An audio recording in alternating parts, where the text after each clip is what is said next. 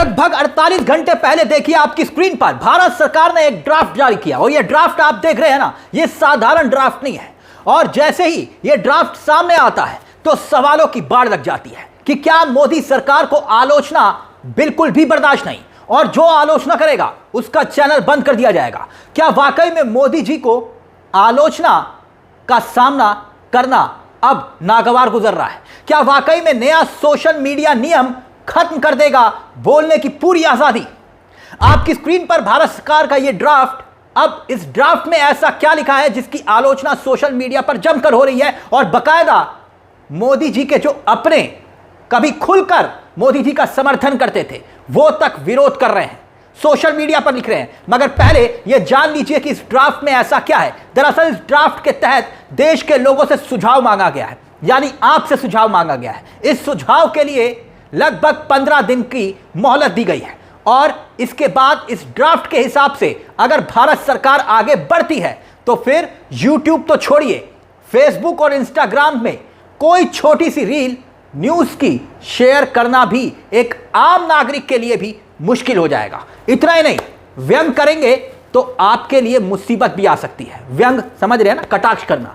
जैसे कि देखिए राजीव निगम, आप जानते होंगे इनको, कॉमेडियन, बहुत शानदार कॉमेडियन है और सरकार पर व्यंग के जरिए अक्सर मुद्दों को उठाते हैं, जनहित के मुद्दों को उठाते हैं और दावा ये इनका कि बिना बताए उनके फेसबुक पेज को बंद कर दिया गया। यानी एक आम नागरिक अगर न्यूज़ की रील भी बना देगा या न्यूज़ की रील में कुछ सेकंड ही सही, हमारे जैसे लंबे चौड़े वीडियोस तो छोड़िए, कुछ सेकंड के लिए भी तो मुश्किल खड़ी हो सकती है। यह ड्राफ्ट लबोलबाब उसका यही है। वैसे तो आप जानते हैं कि हमारे देश में इस वक्त पत्रकारिता का क्या आलम है, जानते ही आप।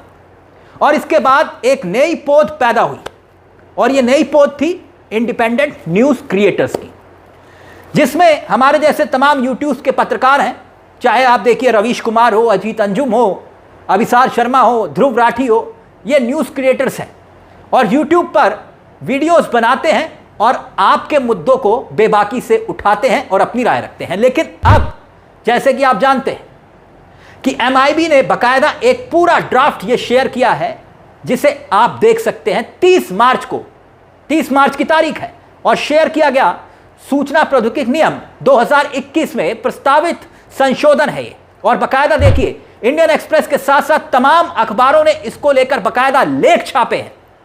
कई लोगों ने इस पर अपनी आपत्ति दर्ज की है और दोस्तों इसके अलावा मोदी जी, जी हां, मोदी जी को भी याद दिलाया है कि आपने कहा क्या था आलोचना को लेकर, कि हां आलोचना होनी चाहिए।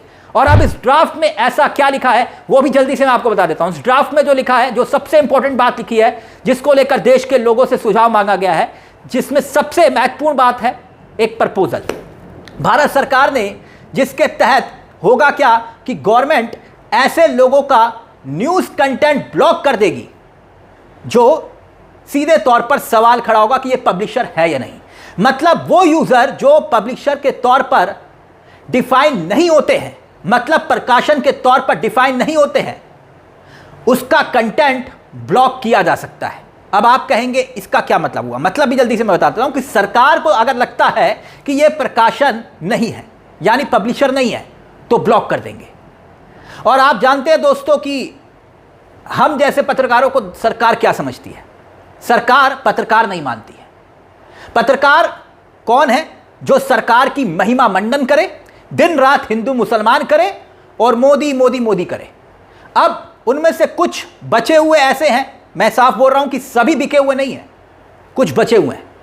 अब ऐसे में सरकार तय करेगी कि यह पब्लिशन है या नहीं है और इसीलिए सरकार पूरा ड्राफ्ट शेयर करके 14 दिन कह रही है कि अपनी राय दो, लगभग 15 दिन के आसपास, क्योंकि 14 अप्रैल तक का वक्त दिया गया है आपके पास और आप अपनी राय इस ड्राफ्ट के जरिए क्या सोचते हैं आप सरकार को बताइए। देखिए सोशल मीडिया पर क्या क्या लिखा जा रहा है, अब मैं आपके सामने रखता हूं। ये ड्राफ्ट जैसे ही सामने आया तो मोदी जी को राजधर्म याद दिलाया जा रहा है। याद दिलाया जा रहा है कि आप तो कहते थे कि भैया आलोचना होनी चाहिए, आलोचना तो कोई दिक्कत नहीं है, अच्छा होता है। देखिए जरा, अजीत भारती, पहचानते हैं ना अजीत भारती कौन है? अब देखिए वो क्या लिख रहे हैं। दुर्भाग्य से आलोचना करने वालों को हाउस अरेस्ट करने का सौभाग्य आपको मिलता रहा है। जज पर लिखा तो घर से उठाने का भी सौभाग्य आपकी सरकार से मिला था। मोदी जी, कभी आपने वीडियो को क्यों नहीं देखते आप, यानी वो पुराने वीडियोस की बात कर रहे हैं। अगला देखिए, अगला सोशल मीडिया पे लिखा गया अरविंद पांडे की तरफ से, कथनी और करनी का फर्क समझ पड़ेगा, आलोचना से ताकत मिलनी चाहिए मोदी जी, लेकिन मिलता क्या है, धमकी, कांग्रेसी होने का सर्टिफिकेट, हाउस अरेस्ट, गिरफ्तारी, वहां मोदी जी वहां। आगे क्या लिखा गया देखिए, सनातनी है सोशल मीडिया हैंडल पर इनका जो यूजर अकाउंट है, उस पर लिखा है हाथी के दांत खाने के और दिखाने के और। अब मोनेटाइज, क्योंकि इनका भी जो है पेज ब्लॉक किया गया है, इन्होंने क्या लिखा है मोनेटाइज ने आपकी स्क्रीन पर, सरकार ने आईटी नियमों में बदलाव कर समय समय पर 36 घंटे से घटाकर सिर्फ 3 घंटे कर दी है, समय सीमा 36 घंटे से घटाकर सिर्फ 3 घंटे कर दी है। लेकिन सवाल यह है कि अश्लीलता और व्यंग के बीच की लकीर कौन तय कर रहा है? यह स्वतंत्र मीडिया की आवाजों पर डिजिटल प्रहार हो रहा है। 2021 के आईटी नियमों से लेकर फरवरी 2026 के नए संशोधनों तक आखिर क्यों सरकार डिजिटल आवाजों को सिर्फ 3 घंटे की मोहलत दे रही है? आगे देखिए, एक और सोशल मीडिया हैंडल है और फिर उसके बाद इस पूरी खबर का निचोड़ आपको बताएंगे। देखिए, कंचन यादव बेबाक अपनी राय रखती हैं और पार्टी से जुड़ी हुई हैं, आरजेडी से। देखिए, डरा हुआ तानाशाह सबसे पहले उन्हीं आवाजों का गला घोटता है जिन्हें वो खरीद नहीं सकता, जो उनके खिलाफ खड़ी होती हैं या उनकी हां में हां नहीं मिलाती। उससे सबसे ज्यादा डर उसी आवाजों से लगता है जो उनके इशारों पर नाचने से इनकार कर दे। लंबा चौड़ा ट्वीट है, लेकिन अब देखिए आपकी स्क्रीन पर इंडियन एक्सप्रेस ने भी बकायदा एक अधिकारी से बात करने का हवाला देते हुए कहा है कि भारत सरकार में, जिसका नाम उन्होंने छापा नहीं है, लिखा नहीं है, और उसमें सीधे तौर पर लिखा है, जो कहने का मतलब यह है कि in fact the government now can ask complies, यानी कि अंग्रेजी में है, मैं इसका हिंदी तर्जुमा जल्दी से कर देता हूं। इसमें लिखा गया है कि अगर किसी की भी वीडियो से किसी को भी कोई आपत्ति है, सरकार को अगर आपत्ति है, तो सरकार पहले यूट्यूब को एक ऑर्डर भेजती थी। यानी मैं प्रोसेस आपको बता रहा हूं कि अगर आपको किसी वीडियो से आपत्ति है तो आप यूट्यूब को एक ऑर्डर भेजते हैं, फिर यूट्यूब वो ऑर्डर हमारे जैसे तमाम जो क्रिएटर्स होते हैं उनको भेजते हैं कि भैया इस कंटेंट पर दिक्कत है, आप इस पर जवाब दीजिए, और कुछ घंटे का वक्त दिया जाता है। लेकिन घंटे तो छोड़िए, अब आपको कंटेंट हटाने के लिए यूट्यूब की भी परमिशन नहीं पड़ेगी। कोई दिक्कत नहीं, कोई आपत्ति नहीं, सीधा हटा दो। अब यह कहा जा रहा है, और बाकायदा इंडियन एक्सप्रेस यह कहता है कि एक सरकारी अधिकारी से बात की गई और इस मामले में वो ये कहते हैं कि आने वाले वक्त में अगर चीजें सरकार के हिसाब से चली तो सरकार को यूट्यूब को बताने की जरूरत नहीं है, वो डायरेक्टली यूजर को, जिसने वीडियो पोस्ट किया है या कंटेंट पोस्ट किया है, उसको डायरेक्टली बोल सकता है और बिना प्लेटफॉर्म को बताए बाईपास करके, चाहे वो यूट्यूब हो, इंस्टाग्राम हो, फेसबुक हो या एक्स हो, उसको डायरेक्टली उस क्रिएटर को बोले बिना उसको हटा भी सकता है। तो क्या वाकई में ऐसा है? और इसी को लेकर दोस्तों सवाल खड़े हो रहे हैं। अब कहा जा रहा है कि मोदी जी को आलोचना बर्दाश्त नहीं, और बाकायदा विपक्ष तक सवाल उठा रहा है। इस पूरे मुद्दे को लेकर आपकी क्या राय है दोस्तों?